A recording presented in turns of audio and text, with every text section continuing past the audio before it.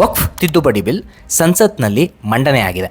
ನಾವು ವಕ್ಫ್ ಆಸ್ತಿ ಲೆಕ್ಕ ನೋಡೋದಾದರೆ ಇದರ ಒಟ್ಟು ಜಮೀನು 1,40,108 ಇದೆ.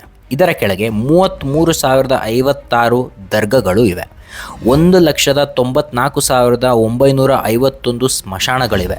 1,06,801 ಅಂಗಡಿಗಳು, 89,212 ಮನೆಗಳು, 9,099 ಈದ್ಗಾ ಮೈದಾನ, 19,719 ಮದರಸ, 1,17,413 ಮಸೀದಿ, 3,861 ಕೊಳೆಗಳು, 2,042 ಶಾಲೆಗಳು ಇವೆ. ಇಷ್ಟೆಲ್ಲ ಆಸ್ತಿ ಇದ್ದೂ ಕೂಡ ವಕ್ಫ್ ಪ್ರಾಪರ್ಟಿಯಿಂದ ಆದಾಯ ಕಮ್ಮಿ ಆಗ್ತಿದೆ. 2017-18ರಿಂದ 2019-20ವರೆಗೂ ವಕ್ಫ್ನ ಆದಾಯ 150 ಕೋಟಿಯಷ್ಟು ಇತ್ತು. ಆದರೆ 2023-24ರಲ್ಲಿ 1.3 ಕೋಟಿಗೆ ಕಮ್ಮಿಯಾಗಿದೆ. 99%ನಷ್ಟು ಆದಾಯ ಕುಸಿದಿದೆ. ಇಷ್ಟು ಆಸ್ತಿ ಹೆಚ್ಚಾದರೂ ಆದಾಯ ಹೇಗೆ ಕಮ್ಮಿ ಆಗ್ತಿದೆ? ಆದಾಯ ಎಲ್ಲಿಗೆ ಹೋಗ್ತಿದೆ? ಇದು ನಿಜವಾಗ್ಲೂ ಬಡ ಮುಸಲ್ಮಾನರಿಗೆ ಸಹಾಯ ಮಾಡ್ತಿದೆಯಾ?